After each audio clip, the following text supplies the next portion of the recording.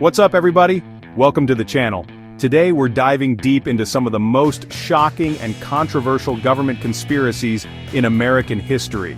Now, when you hear the word conspiracy, it's easy to just dismiss it, right? You think of some dude in a tinfoil hat ranting in his basement.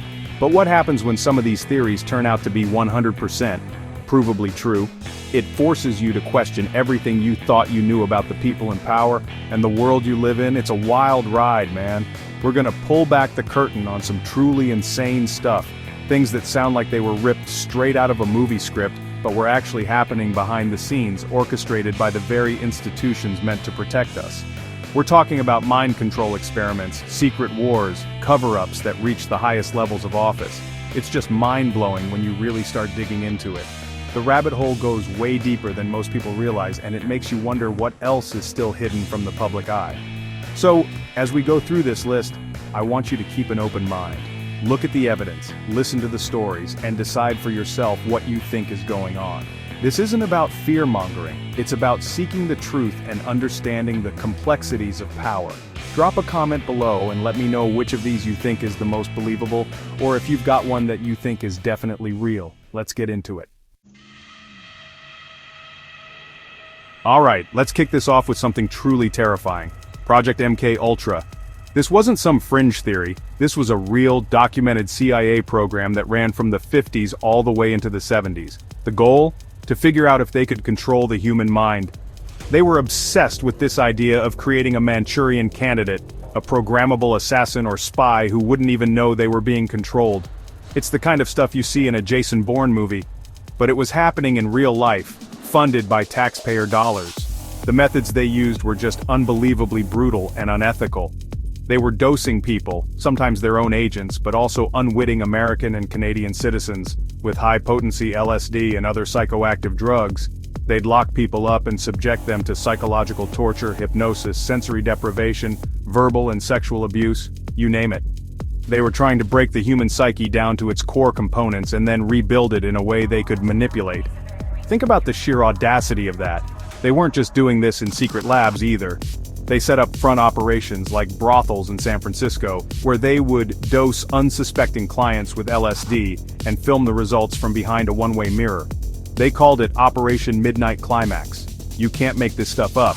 They were studying the effects of these drugs on people who had no idea they were part of a government experiment. It's a complete violation of every human right you can imagine. The whole thing came crashing down in the 70s during the Church Committee hearings, which were set up to investigate abuses by the intelligence agencies. The problem was, the CIA director at the time, Richard Helms, had ordered the destruction of most of the MK Ultra files back in '73. He tried to erase it from history, but some documents survived, misfiled somewhere else, and they gave us a horrifying glimpse into what was really going on. When you look at what we know they did, it forces you to ask the really scary question. What did they destroy the evidence of? What were the parts that were so bad, they couldn't risk them ever seeing the light of day? And did they ever actually stop, or did they just get better at hiding it? It's entirely possible that programs like this, under a different name, are still running today. It's a chilling thought, man. Next up, we've got COINTELPRO, which stands for Counterintelligence Program. This was the FBI's baby, run under the legendary, and let's be honest, paranoid director J. Edgar Hoover. From the 1950s to the 1970s, the FBI waged a secret, illegal war against American citizens. Their targets? Anyone they deemed subversive. This included civil rights leaders, anti-war protesters, feminist organizations, the Black Panther Party, and even people like Martin Luther King Jr. The goal of COINTELPRO was, in their own words, to expose, disrupt, misdirect, discredit, or otherwise neutralize these movements. They weren't just monitoring them, they were actively trying to destroy them from the inside out. They would plant agent provocateurs in these groups to incite violence and illegal activities, which the FBI could then use to justify arrests and crackdowns. They were creating the very crimes they were supposedly fighting. It's a level of manipulation that's just staggering. Their tactics were straight out of a spy thriller. They forged documents and sent anonymous letters to create infighting and paranoia within groups. They'd spread false rumors to the media to discredit leaders. They used illegal wiretaps, burglaries, and psychological warfare to harass and intimidate people. They sent a letter to Martin Luther King Jr., for example, trying to blackmail him with recordings of his alleged infidelities and suggesting he should kill himself. This was the Federal Bureau of Investigation. The story of Fred Hampton, the chairman of the Illinois Black Panther Party, is one of the darkest chapters of this whole thing. The FBI had an informant who provided them with a detailed floor plan of Hampton's apartment. In 1969, Chicago police, working with the FBI, raided the apartment and shot and killed Hampton in his bed while he slept. He was 21 years old. They later claimed it was a shootout, but evidence showed that almost all the bullets were fired by the police. It was an assassination, plain and simple. Like MK Ultra, the public only found out about COINTELPRO because of a break-in. In 1971, a group of activists calling themselves the Citizens Commission to investigate the FBI broke into an FBI office in Pennsylvania and stole a ton of documents. They leaked them to the press and the whole program was exposed. It's another one of those cases where you have to wonder, if these activists hadn't done that, would we ever have known? It just shows that sometimes the conspiracy is just reality waiting to be uncovered. This one is just insane. It's a plan so diabolical it's hard to believe it was ever seriously considered by the top brass at the Pentagon.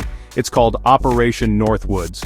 In 1962, the highest levels of the United States military, including the chairman of the Joint Chiefs of Staff, Lyman Lemnitzer, drafted and approved a plan to commit acts of terrorism against their own citizens, both American and Cuban civilians, and blame it on Fidel Castro's Cuba.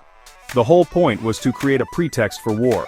The details of this declassified document are just bone-chilling.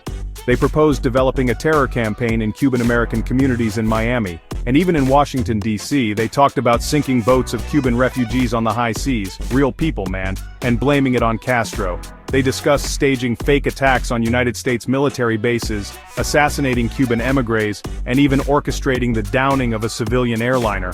One of the most specific and horrifying parts of the plan was to fake the destruction of an American drone aircraft made to look like a civilian plane. They would have a real chartered flight full of college students or some other group take off from a United States airbase. This real plane would then be swapped mid-air with a drone replica. The real plane with the passengers would land safely at a secret location, while the drone would be remotely flown and destroyed over the ocean, broadcasting a fake distress call about being attacked by Cuban MiGs.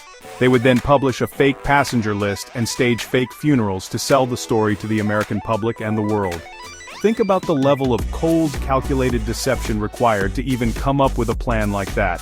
They were willing to manipulate the emotions of the entire country, to make people believe their fellow citizens had been murdered, all to justify a war they wanted to fight. It's the definition of a false flag operation. Thankfully, when this plan reached the desk of President John F. Kennedy, he had the integrity and sanity to reject it outright. He took one look at this insane proposal from his top generals and said, absolutely not. He reportedly removed Lemnitzer as chairman of the Joint Chiefs of Staff shortly after. But the fact that this document exists, that it was signed and approved by the entire Joint Chiefs of Staff, is terrifying proof of what some people in power are capable of contemplating. It makes you question every official story behind every conflict.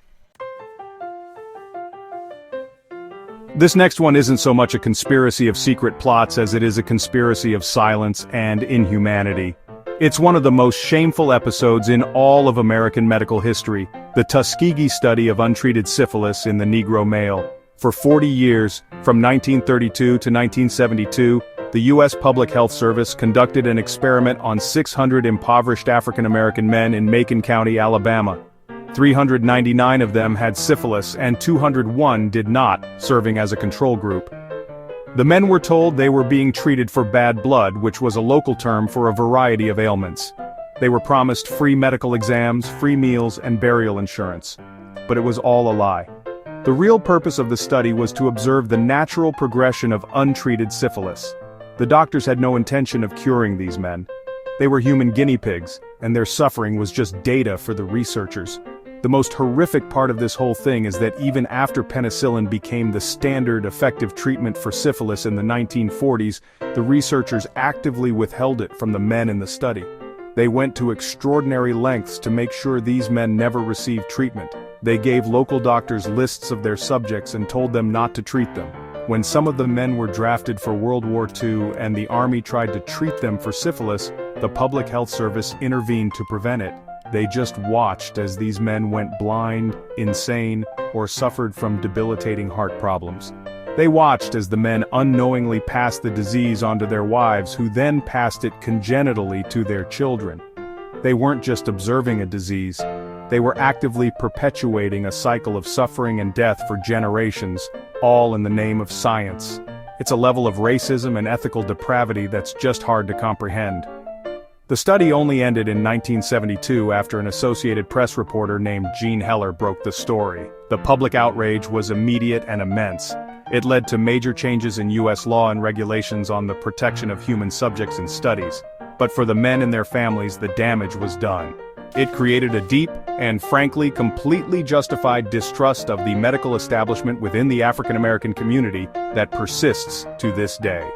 It's a brutal reminder of what can happen when people are stripped of their humanity and viewed as mere objects for study. The 1980s. Ronald Reagan is in the White House, and behind the scenes, one of the most complex and illegal shadow operations in U.S. history is underway. It's known as the Iran-Contra affair, and it's a tangled web of secret arms deals, funding for anti-communist rebels, and a massive cover-up that almost brought down the Reagan administration. It honestly feels like the plot of a Tom Clancy novel, but it was all real. Here's the basic setup. The Reagan administration was secretly and illegally selling weapons to Iran. At the time, Iran was under an arms embargo and was considered a state sponsor of terrorism. So why were they doing it? The official story was that it was part of a deal to secure the release of 7 American hostages being held by Hezbollah in Lebanon, a group with ties to Iran. Selling arms to a terrorist state to free hostages, already a hugely controversial and illegal act, but that's only half the story. The other part is the Contra part.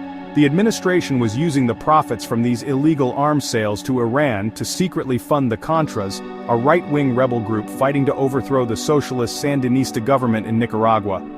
Congress had explicitly forbidden this. The Boland Amendment made it illegal for the U.S. government to provide funding to the Contras. So the Reagan administration created an off-the-books slush fund to get around the law.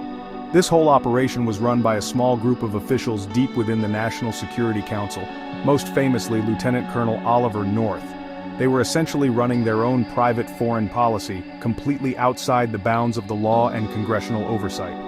They were making deals with international arms dealers, setting up shell corporations, and moving millions of dollars around the globe, all without the American public having a clue. When the story finally broke in 1986, it exploded into a massive scandal. There were congressional hearings, indictments, and a huge investigation. Oliver North became a household name, famously testifying before Congress. High-level officials were convicted of felonies, though some were later pardoned. The big question that was never definitively answered was, what did President Reagan know, and when did he know it? He claimed ignorance. But many people believe it's impossible he wasn't aware of such a major covert operation. The whole affair exposed a kind of shadow government willing to break any law to achieve its goals. You can't talk about government conspiracies without talking about the mother of all modern political scandals, Watergate. This is the one that set the template for everything that came after. It's a story about paranoia, abuse of power, a bungled burglary, and a cover-up that went all the way to the Oval Office and resulted in the only resignation of a U.S. president in history. It all started in June 1972, with what seemed like a minor crime. 5 men were arrested for breaking into the Democratic National Committee headquarters at the Watergate Hotel and Office Complex in Washington, D.C. They were trying to bug the offices and steal documents. At first, the Nixon administration dismissed it as a third-rate burglary. But 2 young reporters from the Washington Post, Bob Woodward and Carl Bernstein, started digging. With the help of a secret informant known only as Deep Throat, who we now know was FBI Associate Director Mark Felt, Woodward and Bernstein began to uncover a trail of money and connections that led directly back to Nixon's re-election committee, CREEP, the Committee to Re-elect the President. It became clear that this wasn't just a random break-in, it was part of a massive, coordinated campaign of political espionage and sabotage against Nixon's opponents. The real conspiracy here wasn't just the break-in itself, but the massive cover-up that followed. As the investigation got closer to the White House, President Nixon and his top aides engaged in an illegal and extensive effort to obstruct justice. They destroyed evidence, paid hush money to the burglars to keep them quiet, lied to the FBI, and used the CIA to try to stop the investigation. They were trying to use the power of the federal government to conceal their own crimes. The whole thing unraveled when it was revealed that Nixon had a secret taping system in the Oval Office that recorded all of his conversations. The battle for those tapes became the final act of the drama. Nixon fought tooth and nail to keep them secret, claiming executive privilege, but the Supreme Court ultimately ordered him to turn them over. The tapes were the smoking gun. They proved that Nixon had personally been involved in the cover-up from the very beginning. Facing certain impeachment and removal from office, Richard Nixon resigned in August 1974. Watergate changed America forever. It shattered the public's trust in the presidency and the government. It showed that the person in the highest office in the land was capable of being a criminal and a liar. And it proved that, sometimes, with a free press and a functioning justice system, even the most powerful people can be held accountable. It's a cautionary tale about the corrupting nature of power. Alright, let's jump forward to a conspiracy that's not from the history books, but from our daily lives. For years, folks who warned about the government spying on its own citizens through their phones and computers were often dismissed as, well, paranoid conspiracy nuts. But then, in 2013, a man named Edward Snowden came forward and proved that it was all true, and honestly, the reality was even more extensive than the theorists had imagined. Snowden was a contractor for the National Security Agency, the NSA. He leaked a massive trove of classified documents to journalists, revealing the existence of a global surveillance apparatus of breathtaking scale and scope.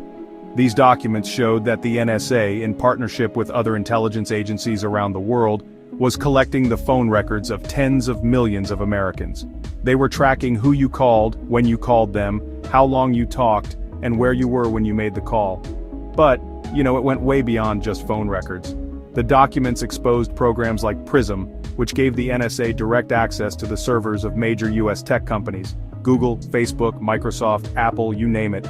They were vacuuming up your emails, your search histories, your photos, your live chats, your stored data.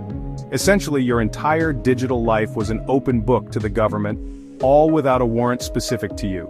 The justification for all this was, of course, the fight against terrorism. They argued that they needed to connect the dots to prevent another 9/11. But the programs were so broad and collected so much data on ordinary, innocent citizens that it represented a fundamental shift in the relationship between the government and the people. The principle of innocent until proven guilty was turned on its head. Now, everyone was a potential suspect whose data needed to be collected and stored, just in case. The Snowden revelations sparked a massive global debate about privacy, national security, and government overreach. Some people see Snowden as a hero, a whistleblower who exposed an unconstitutional assault on civil liberties. Others see him as a traitor who endangered national security. But regardless of what you think of him, the facts he revealed are undeniable. The conspiracy wasn't a theory, it was a program, codified in secret legal opinions and run from secret data centers. It makes you wonder, what are they capable of now, years later, with even more advanced technology? This one is a conspiracy of a different kind. It wasn't about illegal acts or oppressing citizens, but about a secret so massive, so world-changing that it's almost unbelievable they managed to keep it under wraps. I'm talking about the Manhattan Project, the top-secret American program to develop the atomic bomb during World War II. This was a conspiracy of science and secrecy on an unprecedented scale. Think about the sheer size of this undertaking. At its peak, the project employed more than 130,000 people across the United States, in secret cities like Oak Ridge, Tennessee, and Los Alamos, New Mexico, that didn't officially exist on any map. It cost nearly $2 billion, which is about $30 billion in today's money. And almost none of the people working on it knew the true purpose of their work. The level of compartmentalization was extreme. A chemist might spend all day working with a specific isotope of uranium, without ever being told that their work was part of a project to build a weapon of unimaginable power. Engineers built massive, complex facilities without knowing what they were for. Everyone knew they were working on something important for the war effort, but only a tiny handful of people at the very top knew the full picture. The entire project was born out of fear. In 1939, Albert Einstein, a refugee from Nazi Germany, signed a letter to President Franklin D. Roosevelt, warning him that the Germans were likely working on their own atomic weapon. The fear was that Hitler would get the bomb first. So the US launched a desperate secret race to beat them to it, pulling together the greatest scientific minds of the generation, like J. Robert Oppenheimer, Enrico Fermi, and Richard Feynman. The culmination of all this secrecy was the Trinity test on July 16, 1945, in the New Mexico desert. When that first atomic bomb detonated, it was so bright that people saw the flash hundreds of miles away. The official cover story was that an ammunition depot had exploded. Less than a month later, the world learned the truth when the bombs were dropped on Hiroshima and Nagasaki, ending the war and ushering in the atomic age. The Manhattan Project is the ultimate example of a government conspiracy that, for better or worse, fundamentally changed the course of human history forever. Alright, now we're getting into the stuff that's still firmly in the realm of theory. But it's so persistent and has so many strange data points that you just can't ignore it. I'm talking about Area 51 and the whole UFO cover-up narrative. For decades, the US government officially denied that Area 51 even existed. It was a blank spot on the map, a secret military base deep in the Nevada desert. The intense secrecy alone was enough to fuel endless speculation. The official story, which they only acknowledged in 2013, is that Area 51 is a test facility for advanced, top-secret aircraft. It's where they developed planes like the U-2 spy plane and the F-117 stealth fighter, and that makes sense. When you're testing aircraft with bizarre shapes and unprecedented capabilities, they're going to look unidentified and alien to anyone who sees them flying around. So, a lot of the UFO sightings in that area can probably be explained by that, but is that the whole story? The narrative that just won't die is that Area 51 is more than just a test site for our own technology. This is the story that alleges the base is used to store, examine, and reverse engineer crashed alien spacecraft. The most famous story, of course, is the alleged crash of a UFO in Roswell, New Mexico, in 1947. The official story changed multiple times, from a flying disc to a weather balloon to a top-secret Project Mogul balloon. The shifting explanations have only fueled the belief that they're hiding something much bigger. Then you have guys like Bob Lazar, who came forward in 1989 claiming to be a physicist who worked at a site near Area 51 called S4. He alleged that his job was to reverse engineer the propulsion systems of captured alien craft. He described alien technology, exotic power sources, and specific details about the craft that were incredibly compelling. The government, of course, has tried to erase his existence, claiming he never worked there and that his degrees are fake. But Lazar has stuck to his story for over 30 years, and a lot of people find him credible. Now, in recent years, things have gotten even weirder. The Pentagon has officially released US Navy videos of what they call unidentified aerial phenomena, or UAPs. These are videos of objects moving in ways that defy our known laws of physics. The government has admitted they don't know what they are. So, when the government itself is saying, yeah, there's stuff flying around in our airspace that we can't explain, it makes you look back at Area 51 and the Roswell story and wonder, is it entirely possible that the crazy conspiracy theorists were right all along? We're going to end with a conspiracy that is now accepted historical fact, a lie that had devastating consequences. I'm talking about the Gulf of Tonkin incident, the event that President Lyndon B. Johnson used to dramatically escalate the Vietnam War, leading to the deaths of over 58,000 Americans and millions of Vietnamese. It was all based on a distortion of the truth, and possibly a complete fabrication. Here's what happened. In August 1964, the USS Maddox, an American destroyer, was conducting intelligence-gathering operations in the Gulf of Tonkin, off the coast of North Vietnam. On August 2nd, it was genuinely engaged by 3 North Vietnamese torpedo boats. The Maddox fired back, and with the help of US aircraft, damaged the torpedo boats and suffered no casualties. That part is true, but it's what happened next that's the issue.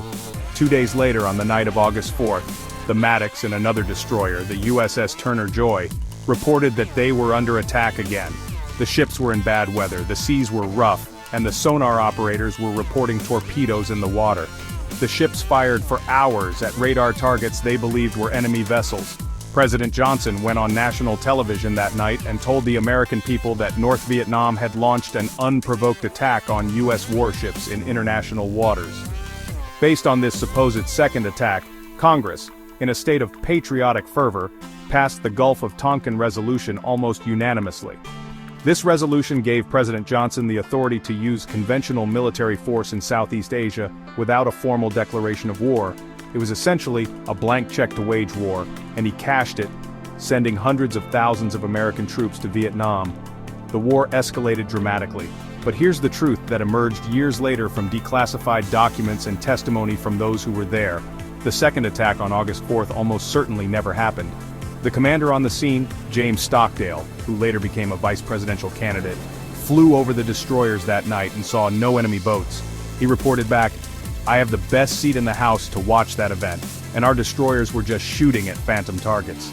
The torpedoes were likely just sonar pings from the ship's own propellers in the rough seas. Johnson himself later reportedly said, "For all I know, our Navy was shooting at whales out there. They knew. At the highest levels they knew the evidence for the second attack was shaky at best, and most likely non-existent. But they pushed the false narrative to the public and to Congress anyway, because they were looking for a reason to escalate the war, they lied, and millions of people paid the price." It's a sobering example of how a government conspiracy, a deliberate lie, can have the most tragic and far-reaching consequences imaginable. So, there you have it. 10 of the wildest, most disturbing, and in many cases, proven government conspiracies in U.S. history. From mind control and secret wars to lies that drag the nation into conflict. It's some heavy stuff, and it really makes you think about the nature of power and secrecy. The line between a crazy theory and a hidden truth can sometimes be terrifyingly thin. It forces you to question the official narratives we're given, and that's not a bad thing. A healthy dose of skepticism is essential for a free society. The most unsettling question that comes out of all this is, if this is the stuff we know about, the secrets that manage to leak or get declassified, what else is out there? What operations are happening right now that we won't find out about for another 50 years, if ever? It's a rabbit hole that seems to have no bottom. I want to know what you guys think. Which of these do you find the most shocking? Are there any major ones you think I missed? Drop your thoughts in the comments below. Let's have a real conversation about it. Thanks for hanging out and going deep with me on this stuff. It's important to talk about. If you enjoyed the video and want more content that challenges the way you see the world, make sure you hit that like button and subscribe to the channel. It really helps us out. Stay curious, stay questioning, and I'll see you in the next one.